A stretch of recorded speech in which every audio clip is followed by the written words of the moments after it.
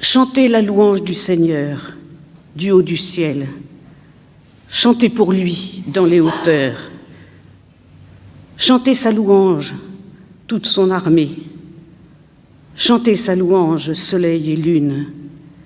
Chantez sa louange, vous les hauteurs du ciel et toute l'eau qui est au-dessus du ciel.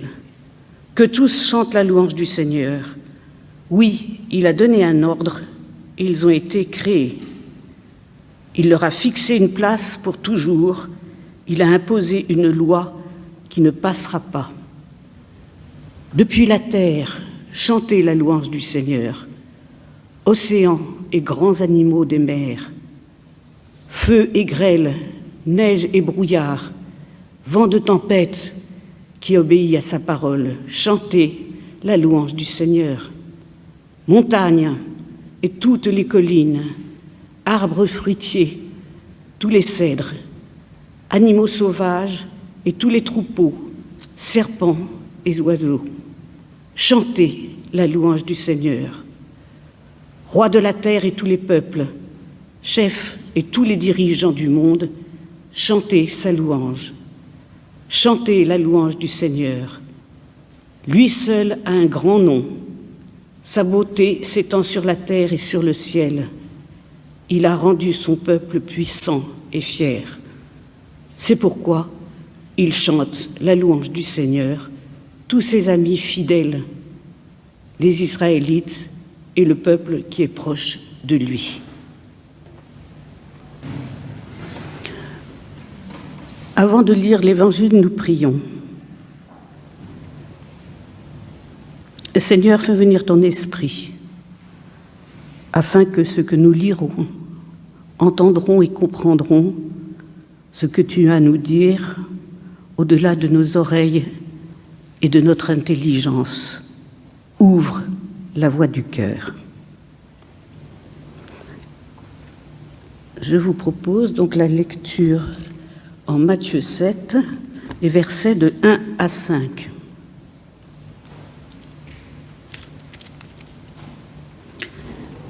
Ne jugez pas les autres, et Dieu ne vous jugera pas. Je le lis toujours dans la version, pour l'instant.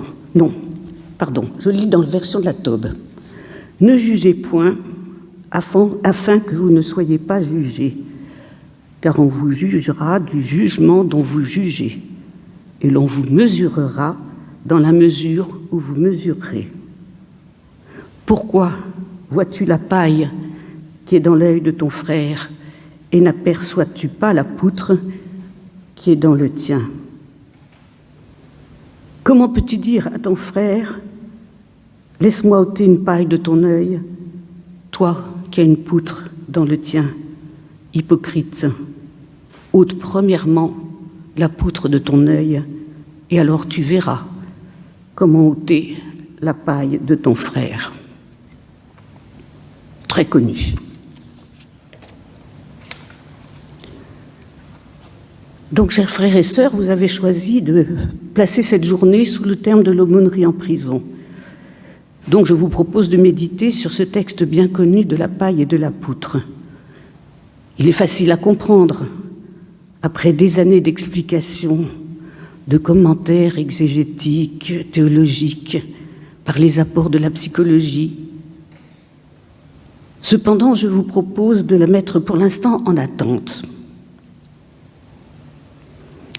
Dans la version donc de la Tobe, ne jugez point avant que vous ne soyez pas jugés, car on vous jugera du jugement dont vous jugez, et on vous mesurera dans la mesure dont vous mesurez.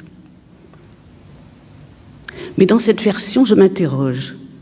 Qui est on? À quel titre on parle-t-il? Qui est vous? Donc je vous propose plutôt, la version qu'on donne aux gens, aux détenus, même si elle s'éloigne un petit peu du texte de la Tobe. Peut-être vais-je vous choquer parce que cette version, on peut la penser appauvrie. Vous avez ici dans l'Assemblée des gens très savants, Donc je l'admets, elle peut être un petit peu appauvrie et pourtant elle révèle quelque chose d'autre. Donc dans cette version, que donc je vous lis, Dieu vous jugera comme vous jugez les autres. Il vous donnera, regarde, vous donnez aux autres. Tu regardes le bout de la paille qui est dans l'œil de ton frère, mais le tronc d'arbre qui est dans ton œil, tu ne le remarques pas? Comment peux-tu dire à ton frère, laisse-moi envoyer le bout de paille qui est dans ton œil, et toi, un tronc d'arbre qui est dans le tien? Enlève d'abord le tronc d'arbre qui est dans ton œil, ensuite tu verras assez clair pour enlever le bout de paille dans l'œil de ton frère. Donc nous avons des intérieurs identifiés. Dieu, vous, c'est-à-dire nous. Il nous reste à identifier les autres. Nous les découvrirons au fil de cette méditation. Cette injonction, ne jugez pas, est difficile à suivre. Elle est parfois inapplicable, à l'instar des autres injonctions de Jésus. Tant celle-ci nous voit constamment confrontés à nos jugements de valeur, à notre éducation, à notre culture, si différente des nôtres.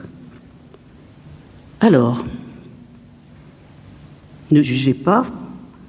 Faudrait-il alors supprimer l'accès à notre esprit critique, à notre discernement, des valeurs très précieuses pour nous? Faudrait-il nous interdire d'exprimer notre opinion vis-à-vis de tel ou tel comportement ou agissement qui sont objectivement condamnables, non seulement au regard de la loi de nos sociétés occidentales, mais qui font parfois gravement atteinte, individuellement ou collectivement, à la dignité d'un homme, d'une femme, d'un enfant, voire à supprimer leur vie, et collectivement faire atteinte à un peuple entier, comme nous le vivons actuellement. Faudrait-il supprimer tribunaux nationaux ou internationaux? Faudrait-il refuser leur condamnation pour des actes délictuels ou criminels? Ou alors accepter que la justice humaine doit passer, tel qu'il est dit en Luc 20, 25, « Rendez à César ce qui est à César et à Dieu ce qui est à Dieu. » Oui, nous pouvons rendre à César ce qui lui appartient, c'est-à-dire notre justice humaine, telle qu'elle le fait. Mais alors, en tant que chrétiens, qu'avons-nous à dire? Dans la Bible, il y a plusieurs centaines de références à la prison, à des détenus et à des condamnés. Jérémie, Daniel, Jean-Baptiste, Pierre, et bien entendu Jésus, et les premiers chrétiens emprisonnés, Silas et Paphras. Il n'est pas anodin d'en faire de si nombreuses références. Il nous fait comprendre que le jugement fait partie de notre vie humaine, de notre attitude vis-à-vis des autres. Dans les évangiles, Jésus lui-même se montre jugeant et condamnant. Les scribes, les pharisiens hypocrites, et même ses propres disciples. Dans l'Ancien Testament, nous voyons des jugements s'exercer, y compris celui de la colère de Dieu. Le plus beau jugement dans l'Ancien Testament, à mon avis, fut celui de Salomon, qui épargna un enfant au nom de l'amour de sa mère. Et le plus injuste, bien sûr, fut celui qui aboutit à la mort de Jésus. Alors, ce que j'ai appelé une injonction, que cela recouvre-t-il? Un chantage? Dieu vous jugera comme vous jugez les autres. Est-ce que c'est un avertissement avec une tonalité de menace? C'est une loi qui est semblable à celle des 10 commandements, mais elle n'en fait pas partie. Donc, parmi ces propositions, j'ose n'en retenir aucune. Ni un chantage, ni une menace. Alors où ai-je vais aller ? J'ai plaisir à croire que par ces mots, Jésus instaure une nouvelle relation au-delà des lois juives et traditionnelles, de la loi des pharisiens et de la loi des Romains, condamnant autant les unes que les autres une personne déviante vis-à-vis de leur propre loi. Souvenons-nous de l'attitude de Jésus envers la prostituée, la Samaritaine, le lépreux, le paralysé, l'aveugle-né et tant d'autres. Des exclus, des mal vus, pouvant même porter la malédiction de leur père. Des personnes auxquelles lui, Jésus, a osé s'approcher, dépassant et enfreignant les interdits, avec un grand risque. Alors comment répondre à cette injonction ? Comment exercer notre jugement en tant que chrétiens ? En nous libérant de tout moralisme, de pensée unique, de condamnation rapide. Comment faire la part des choses entre une justice humaine, telle qu'elle est dite, celle de César, ou remettre à Dieu la sienne.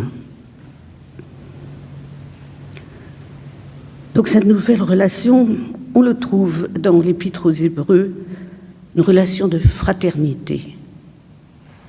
Souvenez-vous de ceux qui sont en prison comme si vous étiez prisonniers avec eux, de ceux qui sont maltraités, puisque vous aussi, vous avez un corps. Une autre relation qu'on a lue lors du temps de repentance, si nous ne prétendons d'être coupables d'autre qu'un péché, nous sommes dans l'illusion et la vérité n'habite pas en nous. Nous avons des poutres dans nos yeux. Donc cette nouvelle relation, c'est une relation basée sur l'amour. Je ne fais pas l'offense de vous lire « Aimez-vous les uns les autres ». Il s'agit d'une nouvelle relation dans le cadre d'une relation avec celui qui est ton frère, en Christ, quoi que tu en penses, quels que soient ses actes et quel que soit ton jugement humain. Il est et il reste un enfant de Dieu et ton frère par le Christ. Dans l'épître de Paul aux Romains, « Mes amis, ne vous vengez pas vous-même, laissez agir la colère de Dieu, car il est écrit, c'est à moi qu'il appartient de faire justice, c'est moi qui rendrai à chacun son dû. L'Éternel, lui seul, connaît le cœur de l'homme, et c'est à lui que revient le jugement final. Si je sais que le jugement ultime revient à Dieu, je peux juger autrui, à condition que ce soit consciemment avant-dernier, que ceux sur qui je le prononce puissent le percevoir comme avant-dernier et que je puisse dire à chacun qu'il est toujours au bénéfice de la grâce de Dieu. La paille et la poutre, j'ai perdu le fil? Non, pas du tout. Je vous propose une illustration dans les commentaires du pasteur Antoine Nuis qui résume tout cela. Une sentence des pères du désert raconte qu'un vieillard, particulièrement réputé pour sa foi et sa bonté, a participé à un groupe de sages chargés de juger et de punir un jeune moine qui avait fauté. Pendant toute la délibération, il a gardé le silence. Et quand la sentence d'exclusion a été prononcée, le vieillard s'est levé et est sorti. Les autres lui ont demandé où il allait. Il a répondu « Je viens d'être condamné ». Ainsi, nous pouvons exercer notre jugement humain avec nuance, humilité, compassion, accompagnement, fraternité ce que nous ne pouvons pas faire par nous-mêmes, mais que nous faisons avec l'aide du Saint-Esprit. Amen.